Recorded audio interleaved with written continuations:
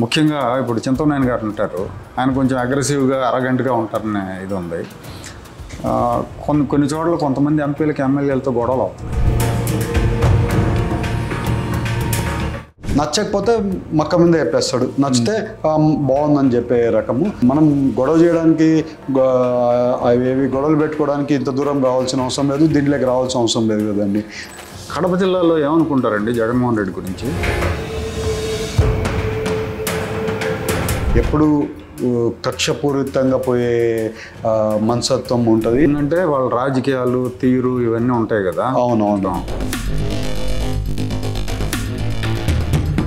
29 ఎలక్షన్స్లో కూడా ఏలూరు నుంచి కంటెస్ట్ చేస్తారా, లేదంటే మీ సొంత ప్రాంతంలో ఏమన్నా ట్రై చేస్తా? లేదండి, నేను ఇప్పుడు కాంటెస్ట్ చేస్తే ఏలూరు నుంచి కాంటెస్ట్ చేస్తా, లేకపోతే అసలు పాలిటిక్స్లో ఉండనేమో కానీ హ్యాపీ బిజినెస్ చేసుకోగలుగుతా కానీ, బట్ పాలిటిక్స్లో ఉండాలంటే ఇక్కడి నుంచే చేస్తాను. ఎందుకంటే ఇప్పుడు కడప ప్రాంత ప్రజలను చూశారు, ఇక్కడ పశ్చిమ గోదావరి ప్రజలను చూశారు, ఎట్లా ఏమన్నా డిఫరెన్స్ ఏమన్నా అనిపిస్తా? అక్కడికి ఇక్కడ వాతావరణం ఆఫ్ పాలిటిక్స్ వేరే, అక్కడ వాతావరణం ఆఫ్ పాలిటిక్స్ వేరే. అక్కడ కూడా కొంచెం డిఫరెన్స్ ఉంటుంది కానీ అక్కడ కొంచెం రఫ్గా ఉంటారు, ఇక్కడ స్మూత్గా వెళ్ళిపోతుంటారు. అది మొత్తానికి ఏలూరు వాళ్ళు మిమ్మల్ని ఆదరించారు. అవునవునండి. కోడి పందాలు ఏమన్నా వేసారా? లేదండి, అంటే మా సంక్రాంతి పండుగ, లాస్ట్ సంక్రాంతి పండుగ ఇక్కడే ఉన్నాను నేను. వెళ్ళాను, కోడి పందాలు పెద్ద పెద్ద స్టేజ్లు పెట్టారు, భీమవరంలో పెట్టారు, వెళ్ళాను, సరదాగా వెళ్ళి చూసేసి వచ్చాను. ప్రత్యేక రాయలసీమ కావాలని, లేకపోతే రాయలసీమ సమస్యలని కొంతమంది సంఘాలు పెట్టి మాట్లాడుతూ ఉంటారు. నిన్న మనం చూసాం, కొంచెం సుబ్బారెడ్డి అని ఒక అతను ప్రత్యేక రాయలసీమ కావాలి మాకు.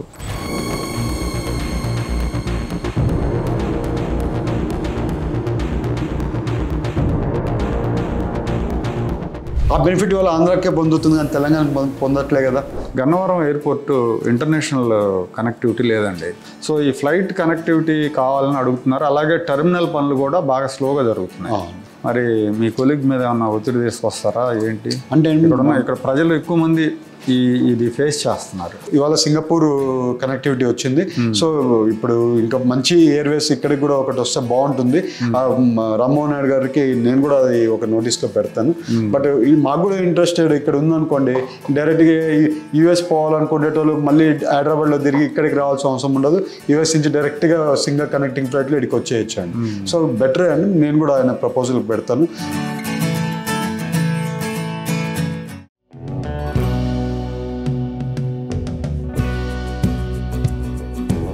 Like, share and subscribe to Rajaniti channel.